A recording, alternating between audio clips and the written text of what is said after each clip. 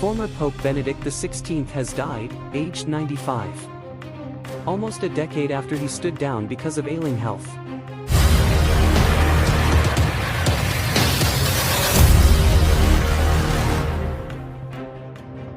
He led the Catholic Church for fewer than 8 years until, in 2013, he became the first pope to resign since Gregory XII in 1415. Benedict spent his final years at the Mater Ecclesiae monastery within the walls of the Vatican, where he passed away at 8:34 Greenwich Mean Time, on Saturday. His successor Pope Francis will lead the funeral on January 5th. The Vatican said the body of the Pope Emeritus will be placed in St. Peter's Basilica from January 2nd for the greeting of the faithful. Bells rang out from Munich Cathedral, and a single bell was heard ringing from St. Peter's Square in Rome after the former Pope's death was announced. The head of the Catholic Church in England and Wales, Cardinal Vincent Nichols, said Pope Benedict was one of the great theologians of the 20th century. In a statement he said, "I remember with particular affection the remarkable papal visit to these lands in 2010. We saw his courtesy, his gentleness, the perceptiveness of his mind, and the openness of his welcome to everybody that he met."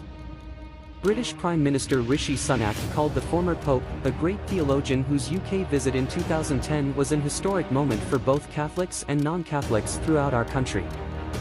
French President Emmanuel Macron said Pope Benedict worked with soul and intelligence for a more fraternal world, and said his thoughts went out to Catholics in France and around the world.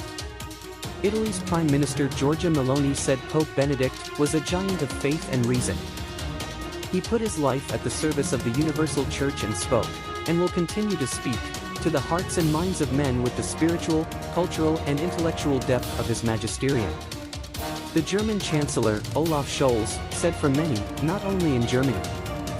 Pope Benedict was a formative figure of the Catholic Church, a controversial personality and a clever theologian. Irish President Michael D. Higgins said the former pope will be remembered for his untiring efforts to find a common path in promoting peace and goodwill throughout the world.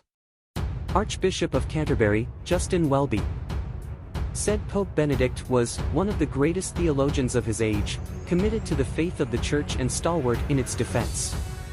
Russian President Vladimir Putin praised Pope Benedict as a defender of traditional Christian values in his New Year address to the nation. Following news of the former Pope's death, people began gathering in St. Peter's Square in Rome. Anna Maria, 65, and Patricia, 64, visiting from the northern Italian city of Bologna, said they went there immediately as soon as they heard about the death. "We came here to pray. He was a great pontiff, certainly very different from Francis. He was a great intellectual and scholar. Like the rest of the Church, we will always remember him," Anna Maria told the BBC. Barbara Bernades, a tourist from the Spanish city of Barcelona, said she and her boyfriend felt a sense of bewilderment when they heard the news. "We learned of his death just as we were in St. Peter's Square. A tourist guide was just telling us where Benedict lived. It feels surreal. What will happen now? This situation is unprecedented. There are no protocols to follow for what will happen now."